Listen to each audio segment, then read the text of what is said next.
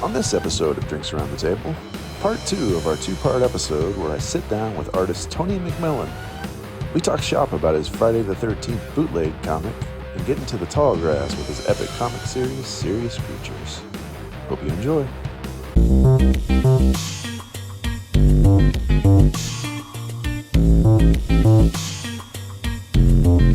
That's the problem. Like, there's so many projects and toys I want to play with that I can't just do comics. You know, I think everyone's different, but I found for myself, I just try to stick to one project as much as I can. And I have the luxury of doing that in a lot of ways. I have some friends who are professional comic book artists, and they can't. They have to juggle stuff. That's how they're making their living. They're getting paid from this project and this project, and I'm like, okay. And sometimes they say, well, it's kind of cool because like I might get sick of drawing dinosaurs, so the other project's spaceships, so I get to do that. But at the same time, you're it's like changing the channel and you're watching a bunch of different movies at once. It's like you might be kind of not honing in on one story as much as maybe you could the other way. That's true. So yeah, so we'll see if I become some like professional guy who does comic books, I'll probably have to adopt some of that like juggling project stuff, and maybe I will like the process, maybe I won't. It depends. Is that the goal? Is that what you want to like eventually get to, where you do this full time? I think so. It's what I would have said before. Hell yes, definitely. And I definitely I feel like 90% yes. But I've had friends who are like professional artists now, and no one scared me off per se, but they have brought to mind some of the realities of things. And nothing's like horrible. Like it's not, like I've had plenty of jobs which which are horrible in a way, and this is this drawing cool stuff. But it depends. It just like as long as I could still do my own stories and have like at least one good book that's all me out once a year, then I'm like, yeah, I'll do some other stuff too. That I want to do anything I hate, but yeah, I'll do some stuff. I was like, okay, I'm paired to some writer. We're gonna do some crazy license work or something. It could be great. One of my favorite comics of the last 10 years, Transformers versus G.I. Joe by Tom Scioli. Like that to me really is like, okay, you can do a license work and make it really crazy and unique and personal. And so if someone allow me to do that with like anything, I that'd be great.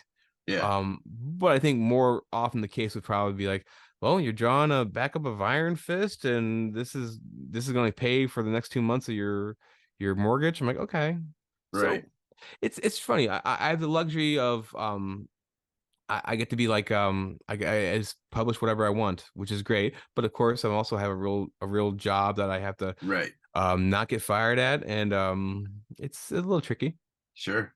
Yeah, no, I mean, I get it. Well, and that's the thing too. That was the end of I interrupted my story, but yeah, when I quit doing, I got with Jan to where I could get 2.5 pages between Friday evening, Saturday, and Sunday, but it got to where it wasn't fun for me anymore. Like it got to feel like work, and I was like, all right, so screw that. I don't want that to happen, because I have fallen in love with it, and it's the same thing. Like I can see by the end of my first issue of Yawn, it was night and day different from the beginning of the issue. So like I was growing then, that I could see. I can't imagine being someone like you, where it's like I drew that 10 years ago, and so I'm like leaps and bounds ahead of where I was. And I mean, and that need to George Lucas it, and like, well, I could do that better now. Yeah, and that's one of the things I'm for the most part not gonna do. Nefarious Twit is basically like my first published work, and I was kind of like, it's the first one. I should have just waited a little longer, get it cooked all the way. But but in general, it's like even Serious Creatures, like so Serious Creatures, the first 6 issues, I did that before Attaboy, and then with Attaboy, I started hand lettering things because before I was using a font which is based on my own handwriting, so I was trying to cheat, trying to get my hand in the cookie jar. But now I'm like, oh, it looks better. So that's one huge change. So these last 6 issues of Serious Creatures, it's all handwritten, lettering. So if you look at both, when I collect the last 6 issues, you look at both trades, it's gonna be clearly a difference there. But I mean, just the art itself will look different. But that's fine. In a way, the story takes place over decades. The characters age, times change. A good excuse is like, hey, things are flowing, things are changing, so the look's gonna look a little different. And also I couldn't like force myself to draw the way I drew a couple years ago. I'm not that. Some artists I think are really good at sort of adopting different styles within themselves or even other people's styles. I don't think I have that. I just kind of draw the way I draw, Right. and I think there's advantages both ways. Like Yeah. Jim Rugg's a guy who he can do like 6 styles really well, and I'm kind of in awe of him. Right. Um, but that's not really my thing. I just kind of do my thing, my Yeah. style. Which I mean is working for you so far. So Yeah, yeah. I mean, I'm happy with it, but yeah. All right. So I want to dive into serious creatures, but before I do that, I have to touch on. I'm skipping over Attaboy, which we can double back to, but I have to touch on Friday the 13th. yeah, let's do it. How in the world? So that was brilliant, by the way, Thank you. of combining elements or characters at any rate, and like making your own little X-Men squad to take that, like, and Yeah. the what you I don't want to give anything away necessarily to anybody that hasn't read it. I highly suggest reading it. But the twist of what Jason is, I also was like, that's dope. So how does that happen? This is kind of a cool story. So I'm I'm friendly with a guy named Clay McCormick, and Clay McCormick is a cartoonist, a comic book artist and writer, and he lives here in Massachusetts. But it's funny, he's kind of hit the big time now. He's writing Batman now. He's Yeah. writing within the White Knight universe. He's writing a Harley Quinn spinoff book, and so he's a really great talented guy. He's also really funny and charming. And he does a bunch of podcasts, and one of the podcasts he does is called Rotten Horror Picture Show. So they go through the Rotten Tomatoes list of the best horror films, and him and his co-host Amanda go through it and talk about it. And they're talking about one of the Friday the 13th movies, and he basically in passing was like, the way they move these movies, like don't try to make sense of them because like there's a lot of continuity errors, all these things.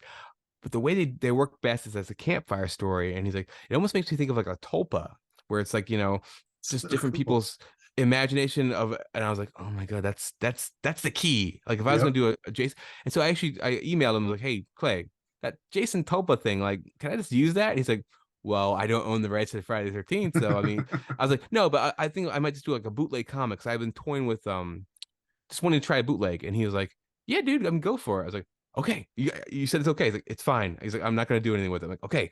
And so I took that and it snowballed because all these ideas hit my mind. And I was like, basically like doing serious creatures before that. And I got to play with a lot of analogs and play with like, well, it's not Jaws, it's called Finn. And I love that stuff. I love The Yeah. Simpsons, did a bunch of great analogs. But I was like, what would it be like to do Tom Scioli Transformers G.I. Joe with and I was like, what property do I actually care about? And I do care about Friday the 13th. They're not perfect films. 100% though. I'm with you. Yeah, like it's one of the things I grew up on those things. My mom gave me, I think for like my 9th or 10th birthday, like way too young, the 8 video set of Friday the 13th 1 through 8 for Christmas or my birthday, which is around Christmas. And I was Yeah. like, oh, this is great, mom. And she's like, fast forward past the boobs, just watch decapitations. I'm like, of course, whatever you say. And that meant a lot to me. So I was like, I think this will work. And so I had such a good time making that comic book because like you said, like I got to do my X-Men squad of survivors and final girls and stuff.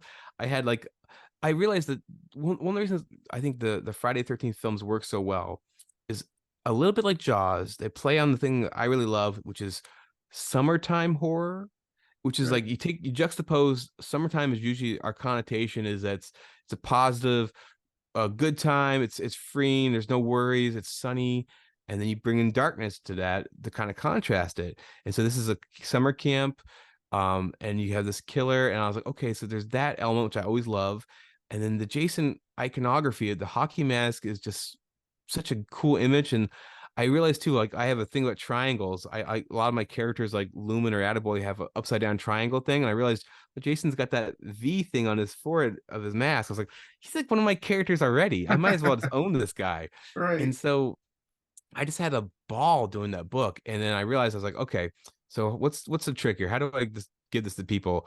And so Michelle Fife, my guru from Copra started out as a Suicide Squad one shot bootleg. It's called Death Zone, and his workaround was basically on his Etsy shop. You buy a little sketch from him, and he'll give you a free comic book.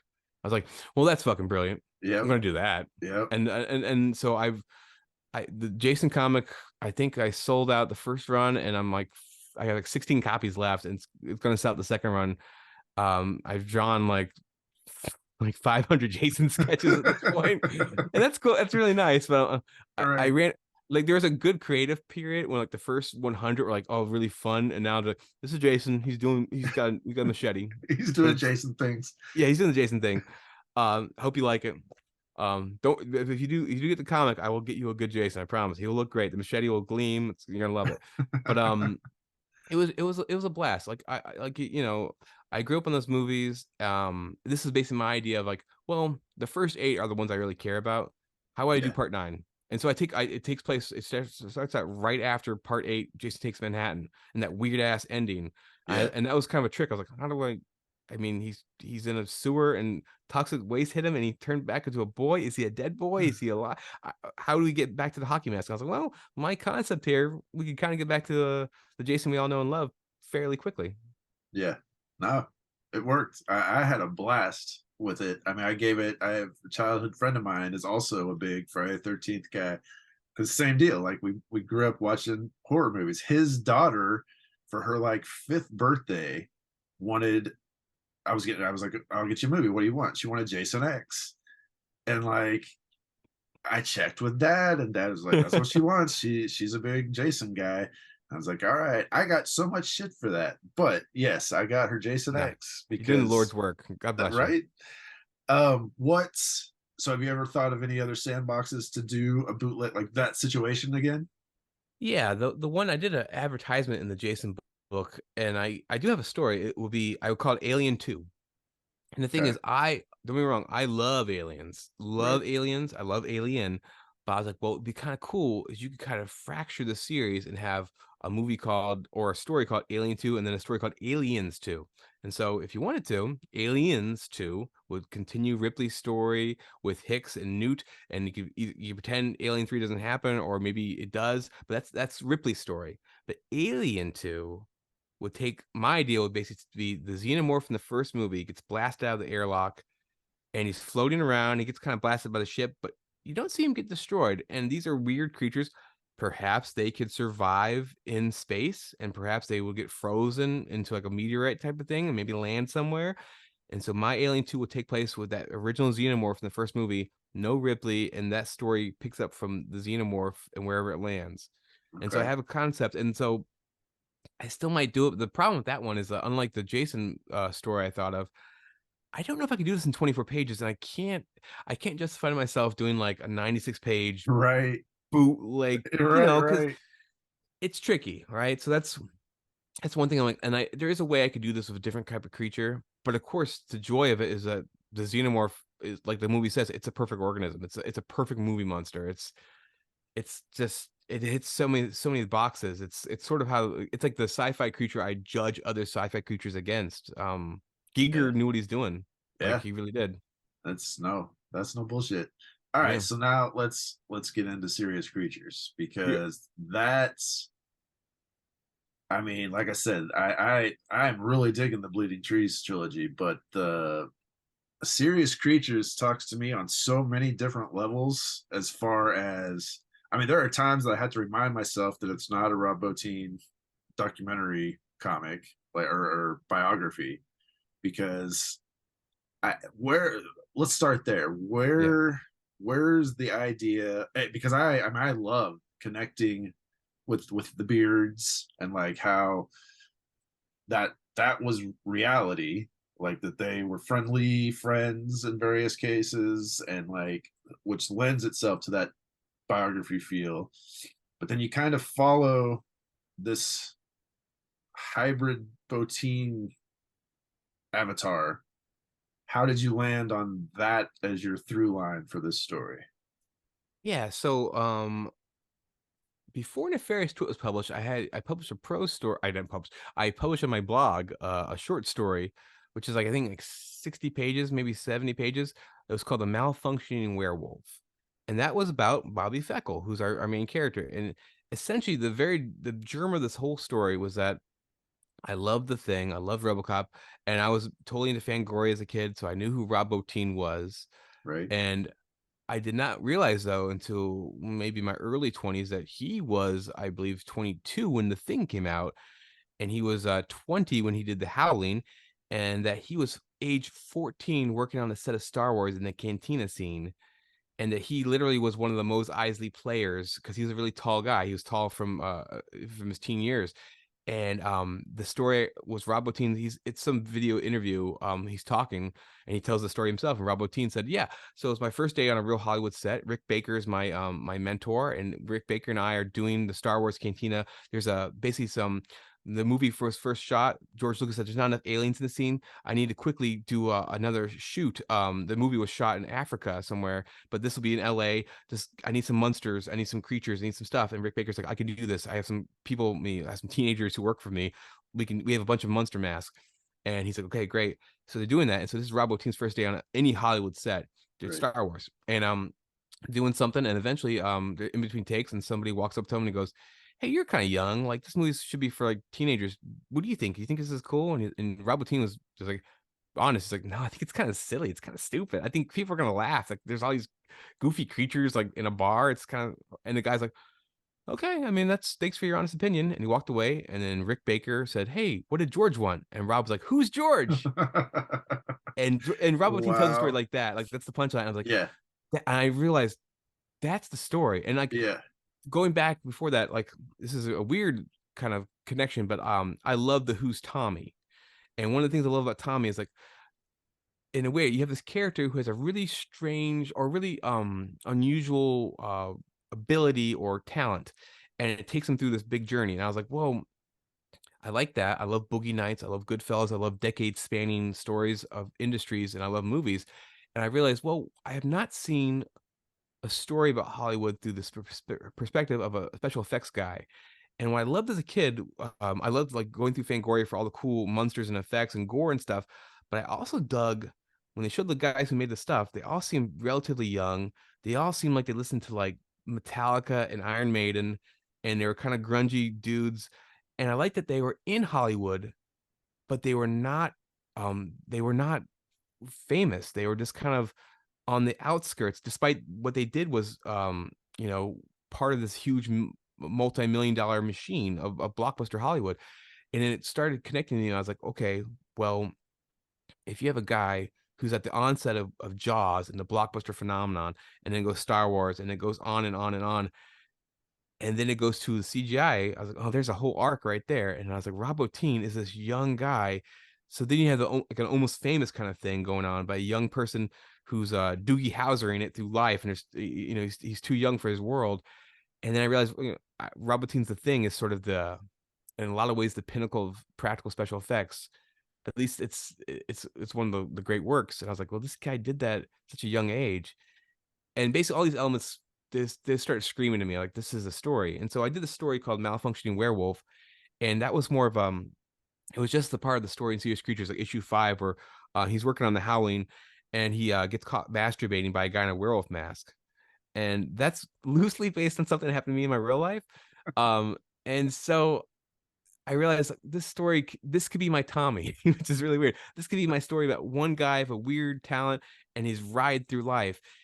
And Rob Bottin was the vehicle, but then as I started to write the actual comic, I realized there are ways to interject things that happened to me, or at least the feelings I felt. And I realized, well, this is not Rob Bottin's real story. I'm using his career. I don't really know Rob Bottin's personal story that much. And I thought I'm never going to do an autobio comic probably, but this is a good way to get some of my stuff out in a very entertaining fashion. And I think it marries with Rob Bottin, 'cause I felt some kinship to Rob Bottin, even though I'm sort of the inverse. Rob Bottin was this guy who got famous really young.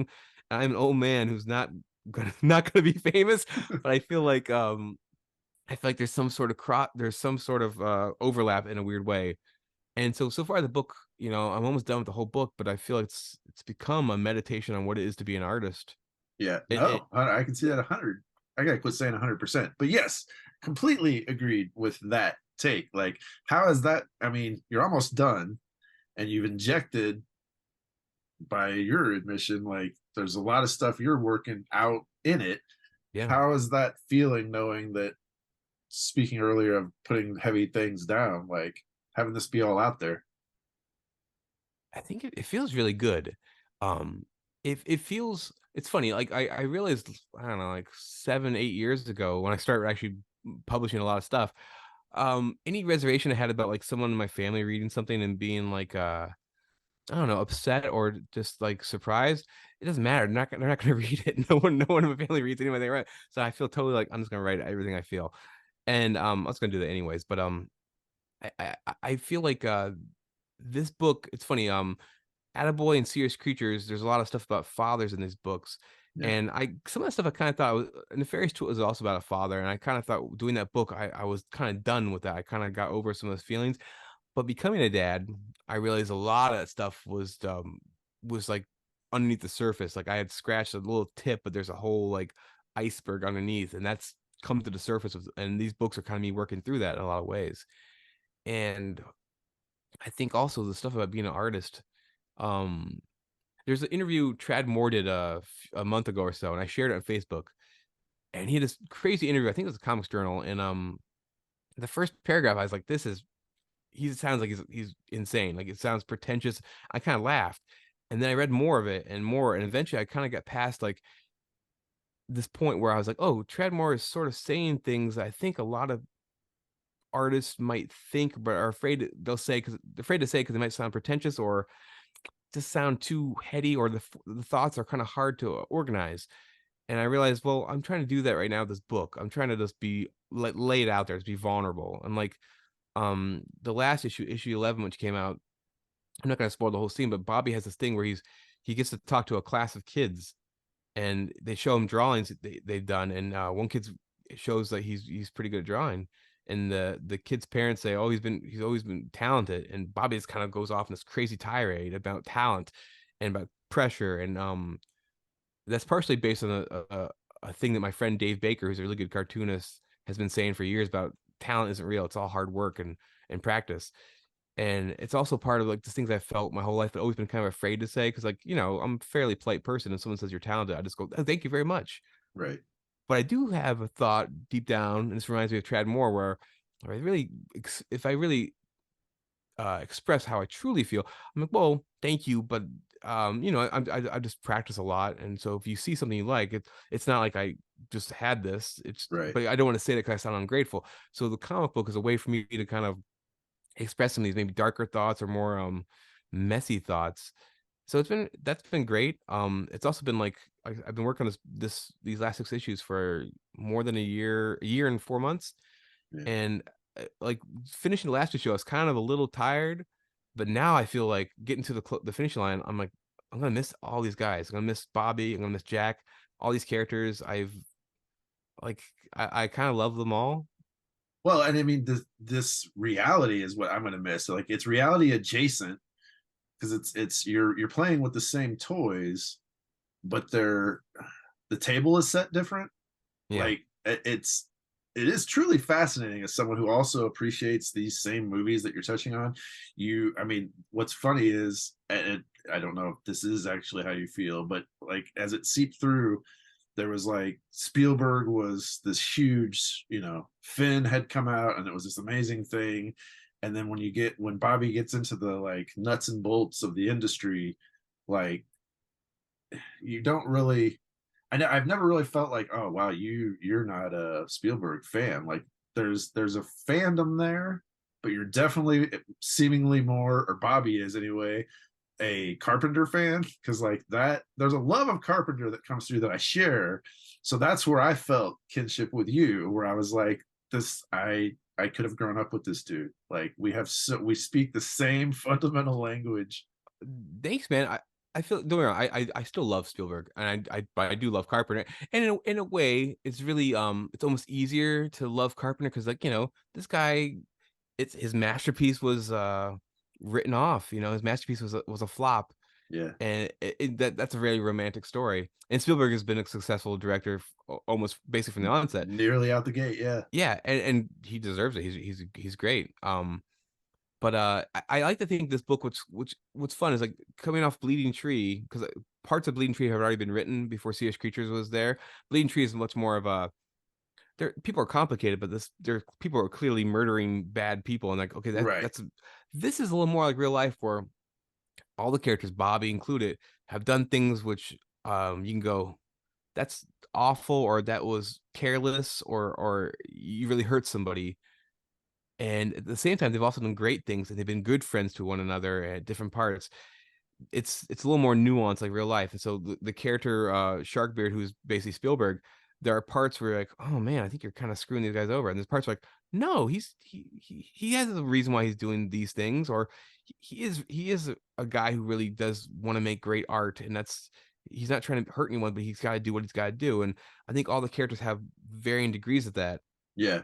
And I think that's in some ways that's it's really fun to write because no one's ever a huge bad guy. And like the drama of this book, it's rarely like there's a gun to someone's head. It's more like, man, I thought we were friends. Why'd you do this? Or Yeah. like, and in a way that's more devastating because we've all seen really dramatic stories, and it's like, I don't know, if you blow up the whole world, we've seen it. It doesn't I can't really relate to that too much sometimes. Yeah. Well, and I mean, you and I have no idea how it ends. You're still working on the last issue, but up part of it is I've felt like Bobby is it's like watching a friend crash and burn, like or at Yeah. least teetering on it right now. Like they're in a really bad spot, and it sucks to watch this happen as somebody that can't do anything about it.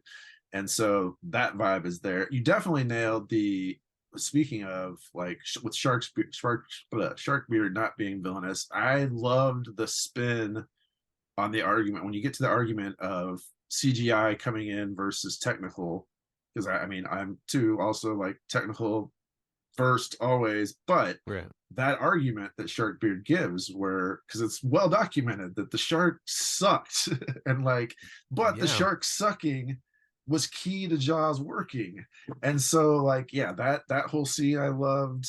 I mean, yeah, that's why I think my pull is Bobby feels like had I had a different path with family.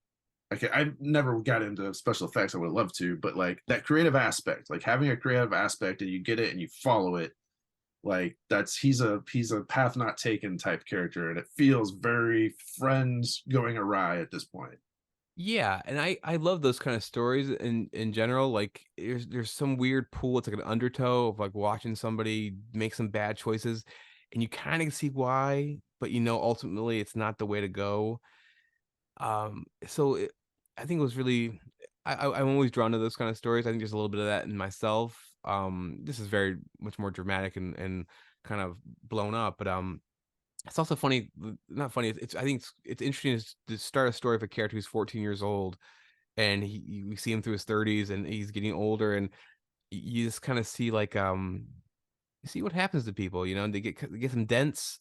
Some things, some parts of them maybe are undiminished, but some parts are changed, and some of the change is good. Some is they grow up a little bit, some more responsibility, but it's funny. These last six issues have been kind of Bobby and Jack, almost like lady hawking, where like they keep trying to Yeah, reconnect, and then it's like, oh, it doesn't it's not right yet, and it goes back and forth a bunch of different times. And I think that happens in real life a lot. And I think as I get older, it's funny. I didn't have kids until later in life, but even before I had kids, I moved away. I moved cross country, and it's hard to keep friends, even if nothing big happens. Like, oh, we didn't have a falling out. I just kind of drifted away, and it's hard to pick up the phone. It's yeah, it's it's weird how that happens. I didn't really realize as a kid, like, why that would happen. I'm like, oh, we like each other. That's all it is. Like, life is a little weird like that. yep. No, it'll take you on different tracks for sure, Yeah. and you've captured it well in Serious Creatures. Like Thanks. that Yeah. is my favorite of your work thus far. Oh, thank you so much. I think I think the ending's gonna be really good. Hopefully, you and everyone agrees, but it's I'm pretty happy with this, and I think I know you're a Jaws fan as I am too, and I think you'll like this last issue. I'll just say that. All right. Yeah, like it's funny. Jaws. I can't pick a favorite movie, but Jaws is probably it because it's the most rewatchable film I've ever seen. I if it's on TV, I'll just watch it. I don't care Yeah. where Well, it's and at. that's the thing for me. Not only like, I mean, there are so many things to love about it, but for me, it fits any mood. Like, if I want to Yeah, watch it as an adventure movie, it's an adventure movie. If I want to watch it as a slasher movie, it's a slasher movie. Like, you can take it from any angle, really. Maybe not romance, though there is some romance. I mean, no, Chief and his wife. yeah, and there's So family stuff. You're right. yeah, That's a really good point. Like you could put it in almost any category in the movie store, the video store, and it'd be, yeah, I could justify that. Yeah, yeah. Well, it yeah, just scratches every itch. I watch it every 4th of July for obvious reasons, but yeah, yeah. We watched it too, actually. Yeah, it's and classic. it's funny. I moved to Massachusetts like 10 years ago, and my wife's family lives in Cape Cod. So when the first time they took me out there, I was like, oh my god, this is Jaws. This is it. This is great. I, Yeah. I can't even imagine. I would geek out pretty hard Oh, going to I Martha's still, Vineyard and yeah, yeah, it's just going to Cape Cod, going to the beaches there. I still freak out. And a couple years ago, we went on a boat ride and we saw a great white shark. He was next to the boat. nice, Yeah, he wasn't as big as Bruce, but he was pretty sure. big. Still a great white shark. All right, man. Well, I've gone double the length of episodes that most people get. So That was the props to goal. you. And I could still talk for another hour, but I don't want to take a Right ton on. of your time. So I will let you go at this point. But hey, thanks for having a drink with me. Hey, it was most excellent. I really appreciate it. It was a great time chatting. Anytime you want to do it, just let me know. Oh, we'll definitely do it again. Take it easy, man. You too.